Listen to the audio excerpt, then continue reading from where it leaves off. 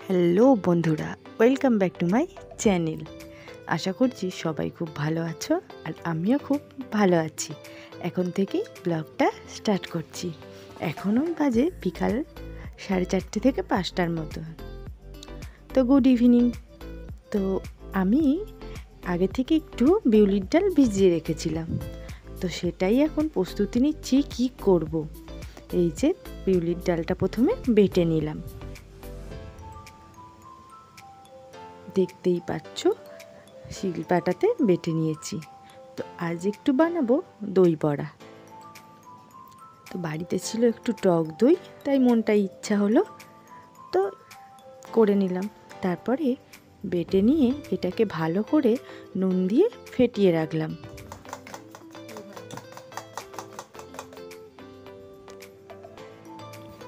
তারপরে তেঁতুলটা একটু ভিজিয়ে দিলাম, যতটা কাজ এগিয়ে রাখা যায়।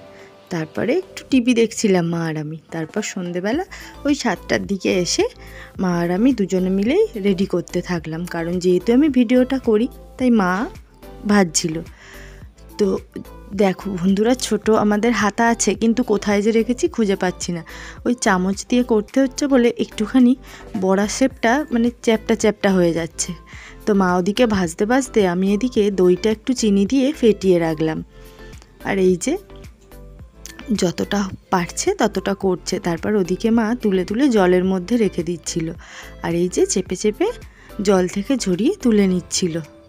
নাকি এটা এইভাবেই করতে হয়। তো যাই হোক, যেরকম কাজ সেরকমভাবে করা হলো। তারপরে সব কিছু এখানে রেডি করে নিয়েছিলাম।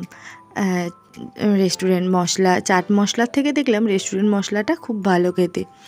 তো টক দই, তেঁতুলের গাঁত সব রেডি করে রেখে এই যে একটু একটু করে সব দিয়ে প্লেটটা তৈরি করে নিচ্ছিলাম। যেহেতু আমরা 4 জন তাই 4টে প্লেট।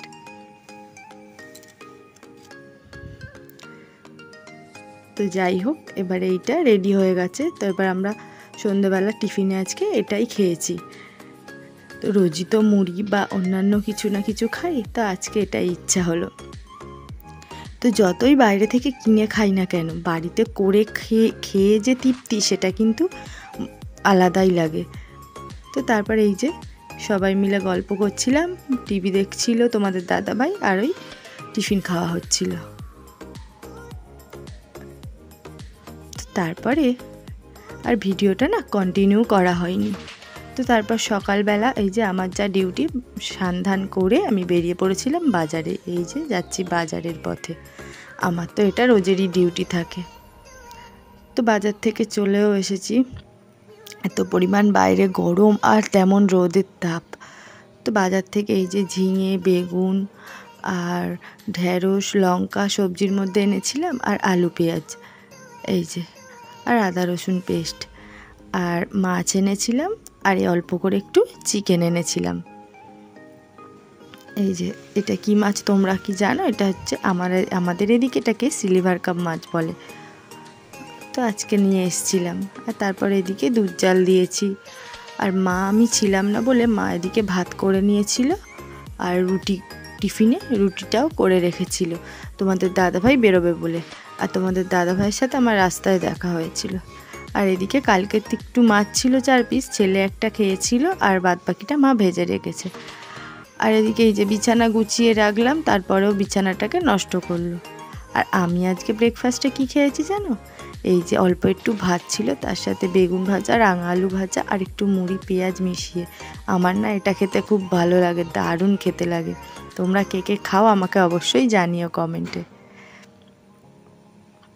তো তারপরে এই যে রান্না বসিয়ে দিয়েছি।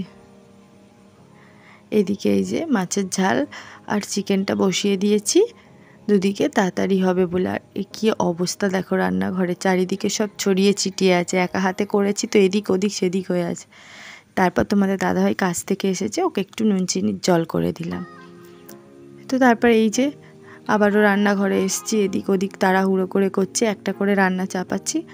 আর এদিকে যে টুকটাক কাজগুলো আছে চারিদিকে ছড়ানো ছেটানো, সেইগুলো পরিষ্কার করতে আছি। তার সাথে সাথে বেসিনে যে বাসনগুলো আছে দুটো একটা করে মেজে মেজে বাসনগুলো কমিয়ে রাখছি, অনেকগুলো বাসন হয়ে যাচ্ছে।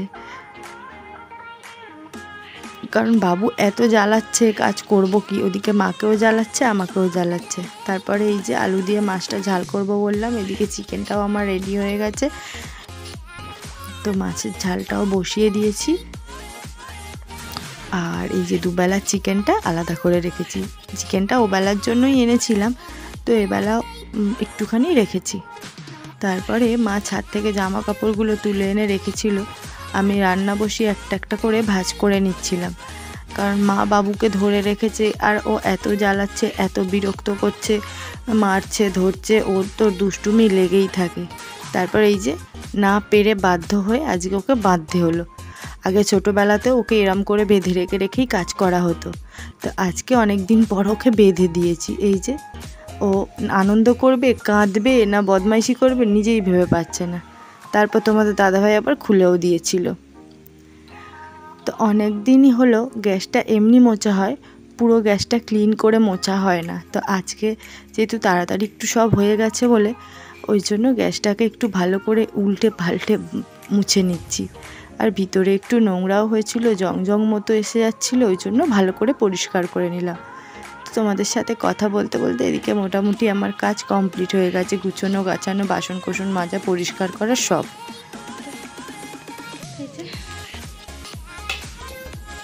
রান্না বান্না কমপ্লিট করে কাজকর্ম গুছিয়ে টুসিয়ে নিয়ে চলে যাচ্ছি।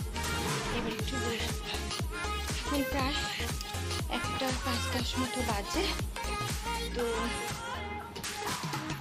গাটায় ঘামটা শুকিয়ে নেবো, হাঁপিয়ে গেছি একদম। তো তারপর যাবো স্নান করতে, দুটো জামা কাপড় আছে সেগুলো দেবো, দিয়ে স্নান করে আসতে। তো চলো, ছিল বেড়ে নিয়ে এসেছি, তাও ছোটো হয়ে গেছে। এই যে দূরে দেখো যে গাছটা জুম করে দেখাচ্ছি, এই গাছটাতেই মোচা হয়েছিল, এর পিছনের গাছটাতেও এর আগে কিছুদিন আগে হয়েছিল। তো মাঝে মাঝে গাছের জিনিস ভালোই লাগে। তো তারপর এই যে যাবো এবারে স্নান করতে, একটু বসে নিয়েছিলাম, তোমাদেরকে দেখিয়ে দিই আজকে কি কি রান্না করলাম, সেগুলো তো তোমরা দেখেছোই অবশ্যই, তারপরেও দেখিয়ে দিই। চলো, এই যে মাছের ঝাল করেছি, ওই যে বললাম মাছের মাথাটাতে ছিল, এই দিয়ে আলু দিয়ে মাছের ঝাল, এখানে একটুখানি অল্প করে চিকেন রেখেছি, আর চিকেনটা তো ওবেলার জন্য তুলেই রাখলাম। আর এখানে হচ্ছে এই যে সর্ষে বাটা দিয়ে মাছের ঝাল, শুধু মাছটা, আর এই যে ভাত, ব্যাস। আজকে তো তোমাদেরকে দেখিয়ে দিলাম কি কি রান্না করা হচ্ছে।